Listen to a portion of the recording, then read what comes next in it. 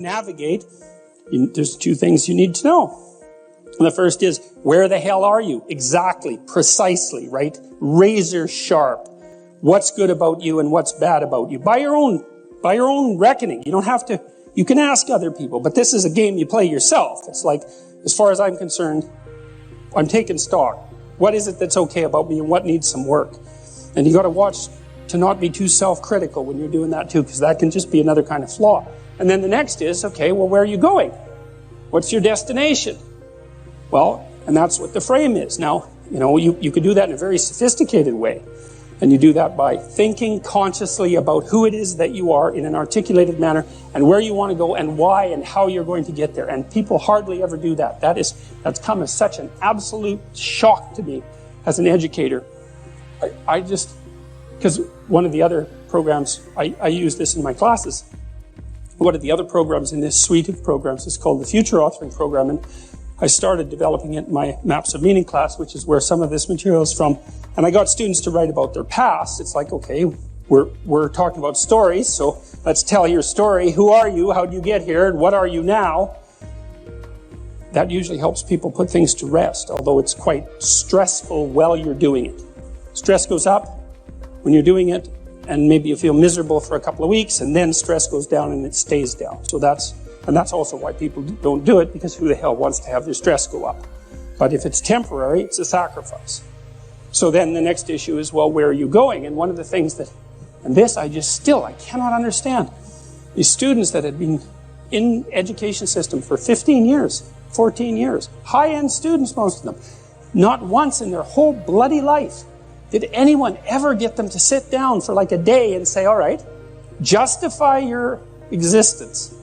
Like, well, seriously, it's like here you are in university, you're taking a bunch of courses, you've got some sort of vague career plan. It's like, defend the damn thing a bit, since you're going to go live it and everything. You're staking everything on it. It's like, what's your damn plan? And why are you so convinced that it's not the plan of a babbling fool? Because if you haven't thought about it, then it is. And if you really want to go out there and live that out, one of the things Carl Jung said was that you're in a story, whether you know it or not.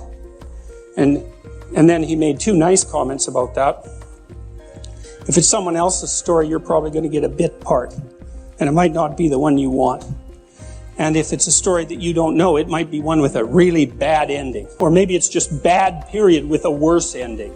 And if you don't know what the story that you're living out is, maybe that's the one. Maybe you got that from your mother, you got it from your grandmother, you got it from your aunt, or God only knows where you picked it up, because you pick up things like mad, because that's what human beings are like. So maybe you're living a malevolent tragedy unconsciously. And then one thing you might ask yourself is, well, how wretched and miserable is your life? Let's add futile to that. How wretched, miserable, and futile is your life? And you might say, well, yeah, 70% on each count. It's like, then you're probably unconsciously living out a malevolent tragedy. And maybe that's not for the best. Well, it's either that or the whole universe hates you, right? Or 70% hates you, So anyways, we got students to start writing in detail about not what they wanted. It's not a career thing.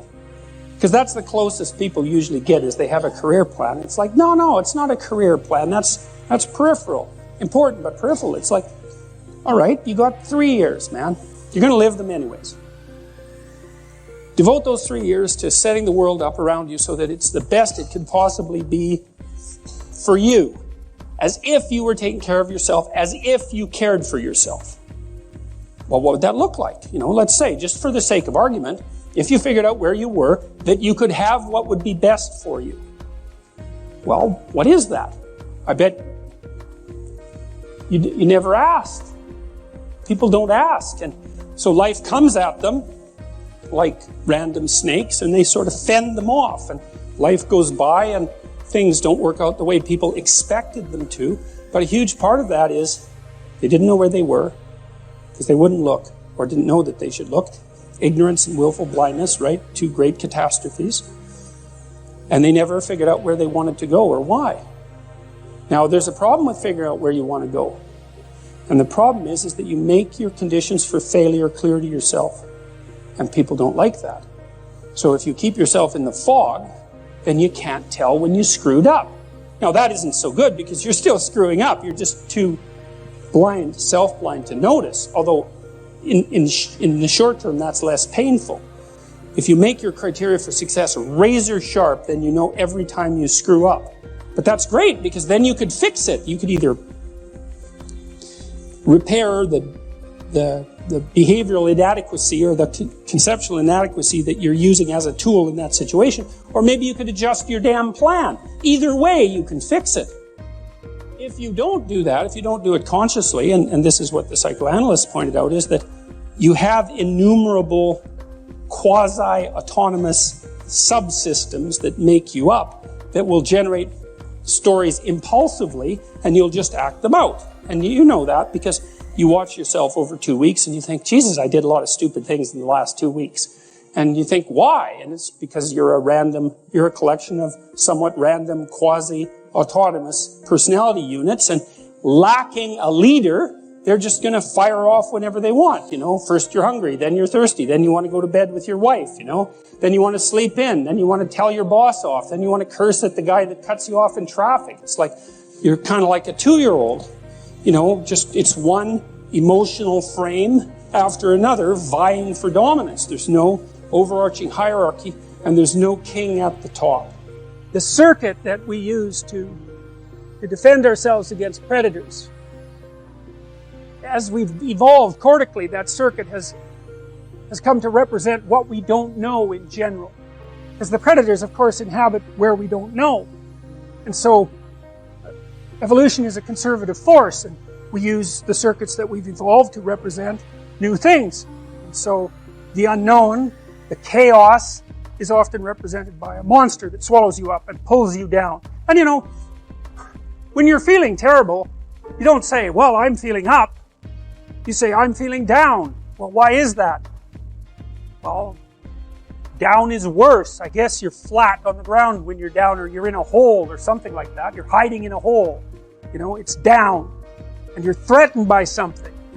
Maybe you're threatened by your own inadequacy. That might be part of it. Maybe that's partly what you imagine as a monstrous force, because, your proclivity towards procrastination and your weakness of character is part and parcel of why you happen to be in the underworld.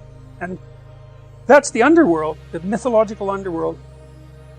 That's where you go when things fall apart. And if you understand that, if you know that that's what that means, then you have one of the keys that opens up ancient stories to you, and you understand things. Your life can be organized, going very well, and then something comes up, and poof, everything changes. Some axiom that you were living by, and it might be the existence of a partner, it might be a job, it might be your health, any of those things, gone. And you go somewhere when that happens. You go somewhere. It's a state of being. You're still in the same world, but it's not the same at all anymore.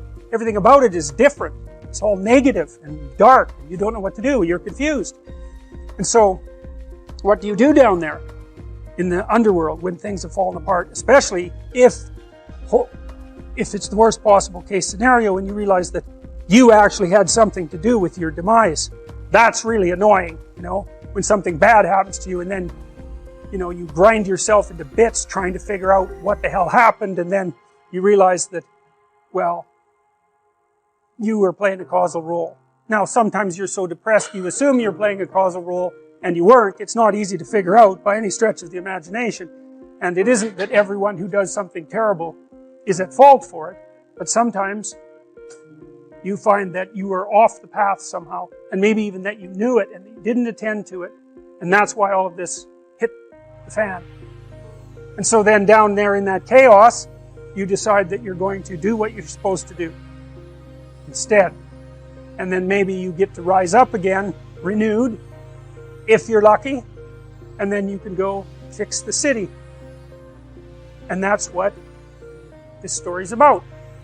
And that's why I picked the image to represent the course, because really what happens, you see, with the psychoanalysts, the road to health, if you're not doing well, which means that as you act in the world, you're not getting what you want.